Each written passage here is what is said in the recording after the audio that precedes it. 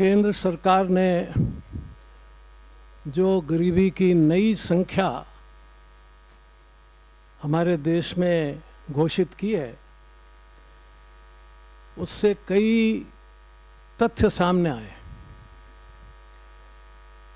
पहली बात तो यह है कि सरकार गरीबी को अपनी आवश्यकता के अनुसार परिभाषित करती है। जब चाहे तब बढ़ा दे, जब चाहे तब घटा दे। दूसरी बात ये साबित हो गई कि ये संख्या घटाने की ज़रूरत इसलिए पड़ी क्योंकि जो फूड सिक्योरिटी बिल में गरीबों के लिए जो व्यवस्थाएं की जा रही हैं, उन व्यवस्थाओं में लगने वाला धन इनके पास नहीं है, इसलिए ये संख्या घटा रहे हैं।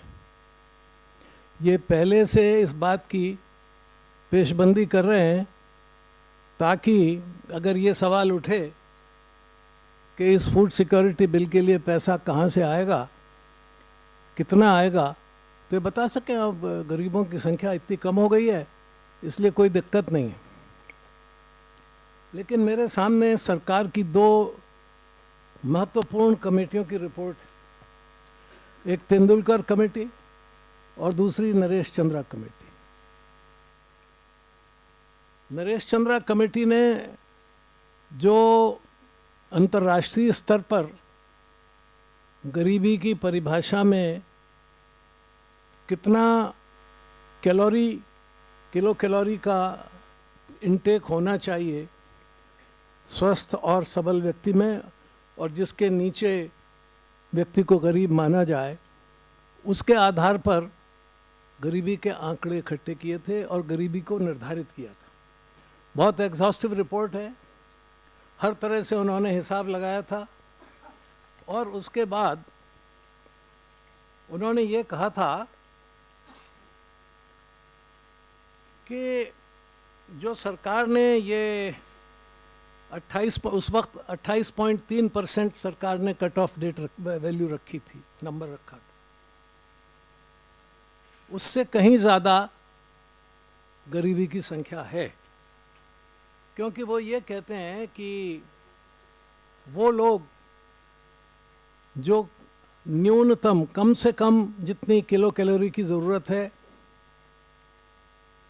उसको उपलब्ध नहीं कर पाते हैं, उनकी संख्या सरकार की घोषित 28.3% से कहीं ज़्यादा है। उन्होंने ये कहा है कि अगर असली ढंग से सही मायने में इस संख्या को प्राप्त किया जाए तो ये लगभग 80% होगी।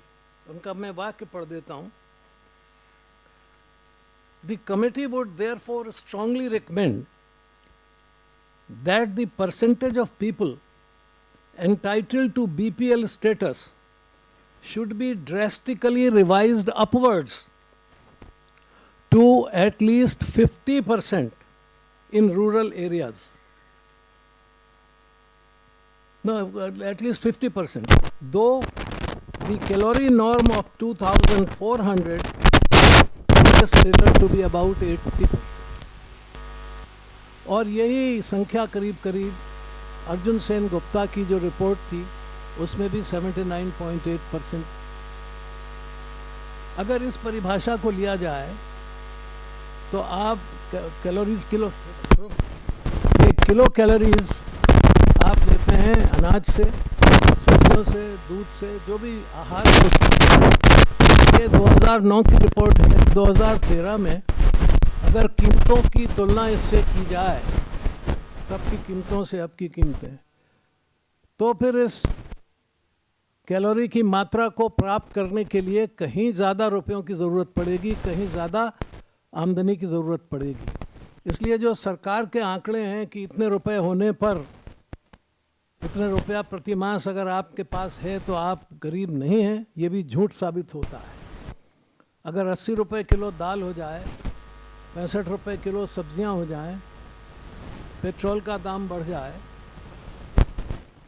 यातायात के दाम बढ़ जाएं, तो फिर ये इस मूल्य का मतलब क्या रहता है। इसलिए उन्होंने ये कहा है कि आगे, this figure of 50% compares well with other data on undernutrition, such as 50% children being underweight and more than 75% women being anemic in rural India. One may also mention here that the World Bank has estimated, based on an international poverty line of $1.25 per day of income, adjusted for each country's purchasing power parity, which for India would be a little more than rupees 20 per day. The figure for those below this line in India at 42%, based on 2005 NSSO data. As poverty in India is higher in the rural areas, the World Bank figure for rural India should be around 44%. तो ये अंतर्राष्ट्रीय स्तर पर भी और राष्ट्रीय स्तर पर भी सरकार की रिपोर्ट खुद कहती है। सरकार ने पहले इस रिपोर्ट पर बहुत भरोसा दिया था। बड़े बड़े लोगों की रिपोर्ट है, इसके सदस्य आप देखेंगे तो बहुत महत्वपूर्ण लोग हैं। रूरल डेवलपमेंट के secretary M Shankar, Raghav Gaiha economics के प्रोफेसर दिल्ली यूनिवर्सिटी में, पी साईनाथ हिंदू के संपादकीय विभाग में, मिस्टर कुरियन जो फॉर्मर एडवाइज़र थे प्लानिंग कमीशन में, हर्ष मंदर फिर director general on national sample survey, फिर रूरल डेवलपमेंट के प्रिंसिपल सेक्रेटरी, फिर Manoj Kumar Singh commissioner rural development, तमाम लोग रूरल डेवलपमेंट के और भी कई हैं इसमें लगे हुए हैं। फिर स्टेट्स के रिप्रेजेंटेटिव थे, श्रीमती अरुणा राय, मजदूर किसान शक्ति संगठन, एनसी सक्सेना तो अध्यक्ष हो गए थे इसके, Shri S Gautam chief economic adviser. और इनको ये टर्म दिया गया था कि to recommend more suitable methodology to conduct the next BPL census with simple, transparent and objectively measurable indicators. उन्होंने ये बताया है कि भाई ये अच्छी बात ये होगी और सही बात ये होगी कि कौन आदमी को कितना आहार मिलता है जो उसको जीवित रहने के लिए ज़रूरी है न्यूनतम। अगर वो मिलता है तो उसको हम मान लेंगे कि यहाँ तक ठीक है, इससे कम मिलता है तो फिर वो गरीब है। ये साइंटिफिक परिभाषा है और जगह भी दुनिया में ली जाती है। तो कहने का तात्पर्य है, जहाँ तक अब उन्होंने तेंदुलकर साहब की रिपोर्ट पर विश्वास किया है, उसका कारण यह है कि तेंदुलकर साहब ने सरकार के एक महत्वपूर्ण बात को ये कहा था कि भाई आप हर बार बीपीएल को बेंचमार्क कहाँ रखेंगे इसका फैसला कीजिए आप, क्योंकि आपको हर सेंसस के बाद बीपीएल संख्या का निर्धारण करना पड़ेगा। तो कोई उसका ठीक ढंग से आपको उपाय निकालना चाहिए। और अगर आप आमदनी के ऊपर निर्भर करते हैं तो फिर उसमें कौन कौन से आइटम्स वो खरीदता है और खर्च करता है, इसकी भी ठीक ढंग से परिकल्पना होनी चाहिए।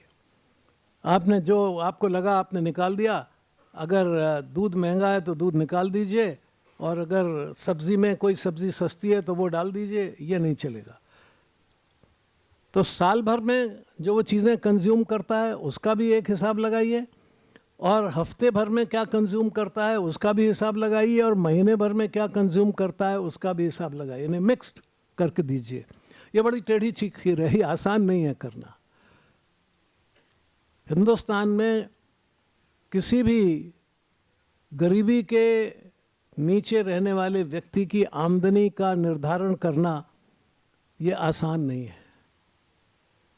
और इसका एक उदाहरण श्री साईनाथ ने अपनी इस रिपोर्ट में दिया, वो बहुत ही इंटरेस्टिंग है।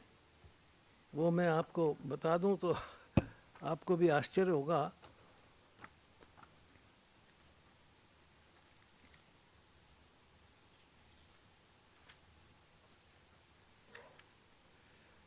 वो ये कहते हैं कि धारावी में, जो दुनिया की सबसे बड़ी स्लम है, मलिन बस्ती है, जिसमें 10 लाख लोग रहते हैं, the last time such an exercise, मैंने बीपीएल लोगों के पास किसके पास कार्ड हैं, क्या नहीं है, तो पिछली बार जब इसकी गणना की गई, the last time such an exercise was put to use by government, Dharavi, perhaps the biggest slum in all the world, and with a population of over 1 million, ended up home to just 141 BPL cards. तो कहते हैं कि अगर धारावी अमीर है तो फिर हिंदुस्तान सारा ही अमीर है, फिर गरीबी की और बीपीएल की गणना करने का मतलब ही क्या है? आप सीधे कहेंगे कि 10 लाख लोगों में केवल 141 बीपीएल कार्ड होल्डर्स थे। सच ये है, उन्होंने कहा कि आप का कोई पैमाना नहीं है, किसको कार्ड मिलना है, कहाँ नहीं मिलना है, कैसे देना है, कैसे नहीं देना है, कोई इसके अंदर वैज्ञानिकता नहीं है, कोई व्यवस्था नहीं है। इसलिए हम ये कहने के लिए मजबूर हैं कि सरकारी आंकड़े ये वास्तविकता से बहुत दूर हैं। मैंने पहले भी ये बताया कि ये पहला काम इन्होंने ये किया है संख्या घटा के कि फूड सिक्योरिटी बिल में जो धन की आवश्यकता पड़े वो घट जाएगी। और तीसरी बात यह है कि अब राज्य सरकारों के ऊपर ये निर्भर है कि वो बीपीएल की संख्या अपने अपने राज्यों में तय करें और किसको देंगे किसको नहीं देंगे इसको तय करें। लेकिन केंद्र सरकार तो अभी से 21% लोगों की तुलना में देगी, इसके ऊपर जो देना होगा वो राज्य सरकारों को अपने जेब से देना होगा। तो सारे इस फूड सिक्योरिटी बिल का बोझ राज्य सरकारों पर ट्रांसफ़र करेंगे। कल कह देंगे अब तो 10% है गरीबी, और उत्तर प्रदेश कहेगा नहीं साहब हमारे यहाँ तो 40% है, और बिहार कहेगा 35% है, और उड़ीसा कहेगी कि इतनी % है, झारखंड कहेगा। बोला आप ठीक है तो आप दीजिए उनको, हमारी तो सिर्फ इतनी। तो ये भी एक इसके अंदर बहुत ख़तरनाक खेल ये खेल रहे हैं, लोगों को गुमराह करने के लिए, देश को गुमराह करने के लिए और राज्यों के ऊपर अनावश्यक बोझ डालने के लिए, और देश में गरीबी की संख्या घटाकर ये भी संकेत देना चाहते हैं कि इंडियन इकोनॉमी सुधर रही है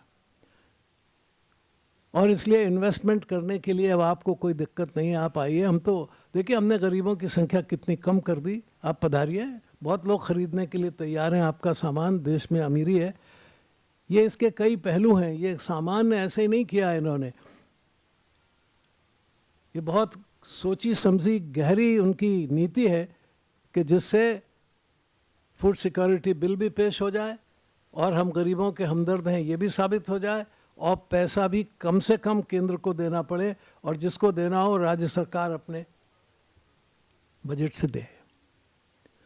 ये बहुत ही एक हास्यास्पद काम इन्होंने किया है, और ये समझते हैं शायद कि दुनिया बहुत भोली भाली है और इनकी सारी चालबाजियों को नहीं समझती है। मैं इनसे स्पष्ट आरोप लगाता हूँ, आई चार्ज देम, कि उन्होंने इस तरह से देश के गरीबों की मजाक उड़ाई है, देश के गरीबों का उपहास किया है और देश की जनता को गुमराह किया है।